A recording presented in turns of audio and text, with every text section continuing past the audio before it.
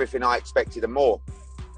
Obviously, it's not my home country, so we've been learning the market, we've been understanding how things work, and it felt like, you know, a bit like our crowning moment over there, really, as a business.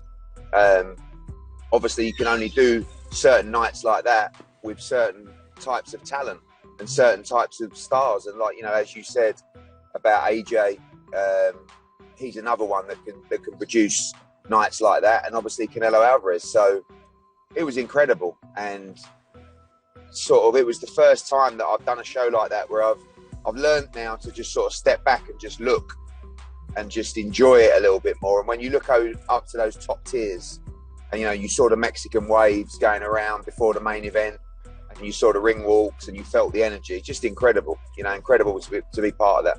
What's crazy is that we know, because there was no international travel and Brits weren't able to come out, we know that literally everybody in that stadium was there for one man, and he has that much drawing power. What was it like afterwards, being in the presence of Canelo directly after his win?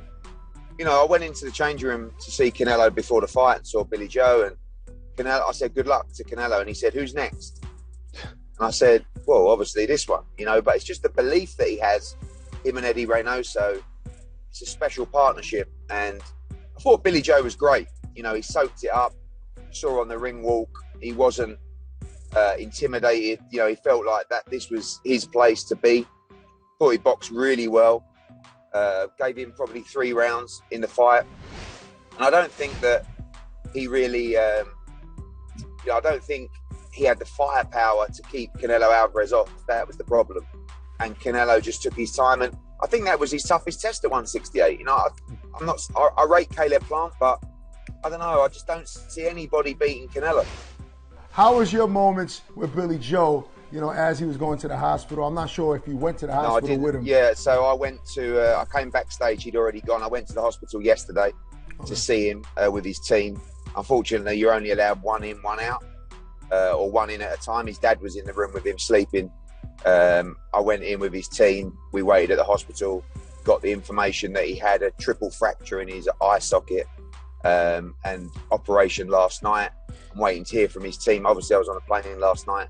His father and Tom Watts, one of the team members, stayed out with him. Billy Joe will be returning on Wednesday, it looks like.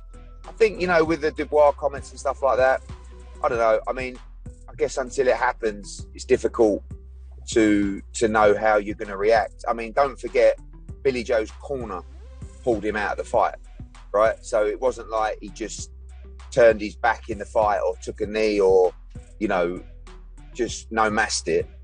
He said to Mark Tibbs that he couldn't see. I mean, you could see, to be honest with you, I thought Billy Joe was very brave in that round after that punch. And I think he showed he's got a good chin as well. I mean, he took a lot of big shots. And as soon as that punch landed and he came up, I turned to someone next to me. I said, he's done his cheekbone. I mean, it was that obvious, you know. And actually, I just watched the clip back then from the commentary, you know, and Todd Grisham saying, I don't know what's happened here. I mean, I saw it a mile off that he'd done his cheekbone. It was, you know, it was disfigured. There was basically a crease in his cheek, and you can see. And again, I'm not a doctor, but you can see when someone has an orbital bone injury. Mm-hmm. It's not like a natural swelling, like it just balloons up like this. You can see the eye drop and the disfiguration. Yeah, it was pretty obvious that had happened. And Mark Tibbs caved in. Yeah, Mark Tibbs just went back to the corner, and Billy said, I can't see.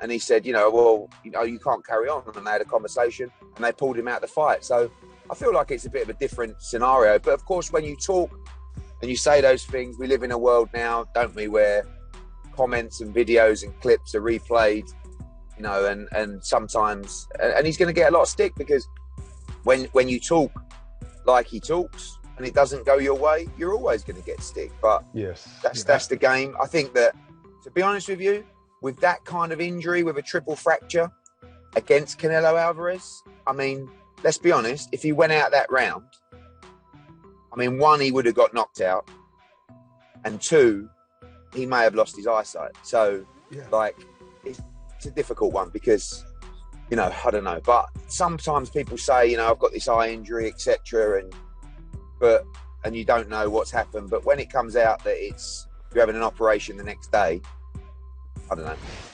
Do you feel like, I mean, Eddie, you're basically only competing with yourself now. You got the top guys in the sport, but do you feel like you have to compete against the next Canelo fight, 73,000 people? Oh, I don't know. You know, we're going to start talks this week on the Plant fight.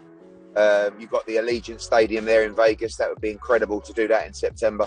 Right. I think we could do some incredible numbers in there as well. And you know, I'm just delighted to be a part of it. Really, you know, I think it's amazing to work with Canelo, and he's an incredible draw. And you know, we've got Canelo Alvarez, we've got Anthony Joshua, the two biggest draws in the sports.